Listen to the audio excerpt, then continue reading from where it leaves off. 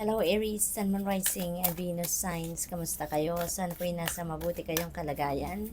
Welcome back po sa Star Tarot. Kung bago kayo rito, welcome din kayo. Thank you sa inyong support. I truly appreciate it. God bless you all, Aries. Paunang mensahe po ninyo, Six of Fire. Napakaganda kasi victory energy ito. So, meron kayong tagumpay na makakamit sa ngayon. That could be in any area of life.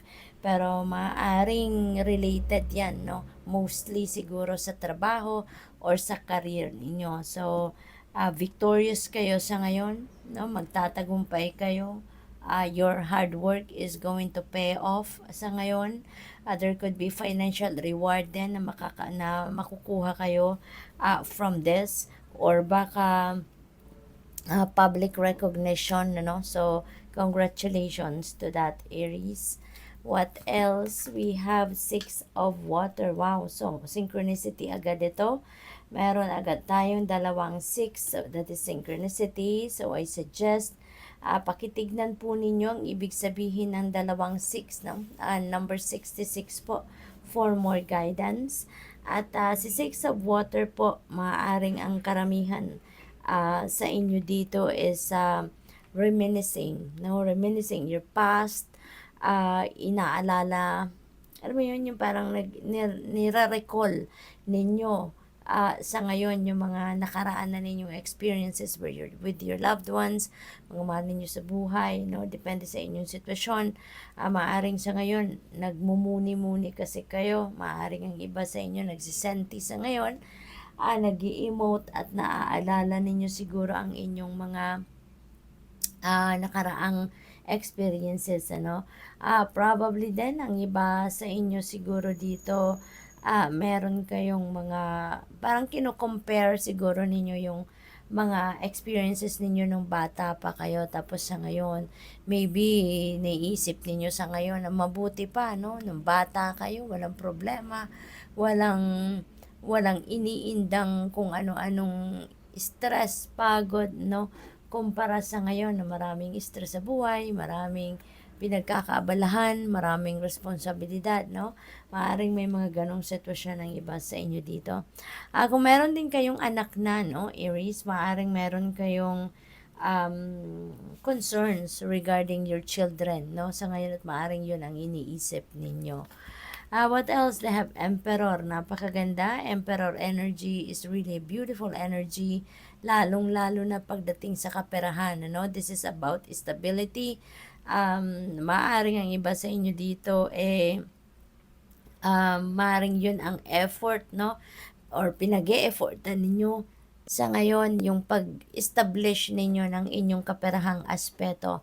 Maaring you are thinking about putting up your own business. Maaring iniisip ninyo ngayon yung paano ninyo mapapalago pa yung inyong pera, mapapadami, how can you grow your money, maring ganon. Probably then, meron talaga kayong marami-rami ng pera and maybe you are thinking of investing your money, no? Something like that. Probably then, ang iba sa inyo, meron kayong promotion na makukuha sa ngayon, maaring dahil yan sa tagumpay ninyo, no? Maaring ma-rewardan kayo ngayon ng promotion. So good, that's really good. We have Two of Earth, and multitasker kayo, sipag ninyo, no, Aries. Maaring ano kayo ngayon, napakagaling ninyong mag-multitask, napakagaling ninyong mag-juggle ng 2 or 3 things or more than that pa all at the same time. Maaari din na marami kayong, you have too much on your plate, no? Marami kayong pinagkakabalahan, marami kayong iniisip, marami kayong nakapila, no, na gagawin. Maaaring ganun ang ganap for some of you dito. So you may need to balance out your life, no? Maaaring may mga sitwasyon kayo or areas ng buhay ninyo na hindi ninyo na nabibigyan ng oras talaga, no? Kaya this could be a reminder for you, no, to balance your life and or keep the balance in your life. So we have unity. Yan. So maaring ang iba sa inyo dito Merong mga siguro spiritual organizations na sasalihan or maaaring miyembro kayo nun at baka kayo ang leader since we also have emperor. So maybe kayo yung leader, kayo yung chairman, kayo yung presidente ng organisasyon na yan. So probably ganun ang sitwasyon ng iba. Posible din para sa iba sa inyo Aries, baka nangangailangan kayo ng mga naghahanap siguro kayo ng mga mentors ngayon, life coach, spiritual counselor, spiritual guide, mga ganon, no? So, maybe ang iba sa inyo is in need of advice, kaya maaaring lalapit kayo sa mga ganon, no? Na tao.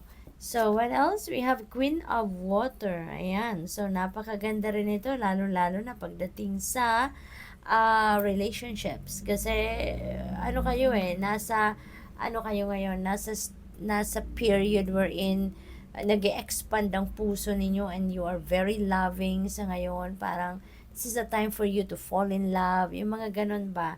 Kaya maaari din yung may mga relationships dito katulad na lamang ng love or romantic relationships na maaring mabuo between you and another person sa ngayon.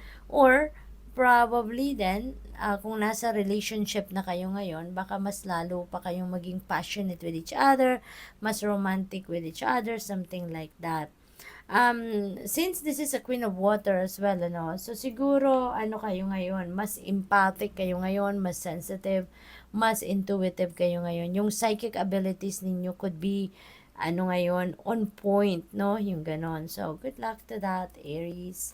We have King of Water. Ayan, King and Queen, no? Tapos may Two of Earth. So, definitely, kailangan ninyo ng balanse dito, no? Kailangan ninyo ng balanse. Maaring may mga, na kayo, nararanasan kayong imbalances talaga. Maaring, nagmamanifest na din yan sa inyong katawan. Maaring napapagod na kayo ngayon.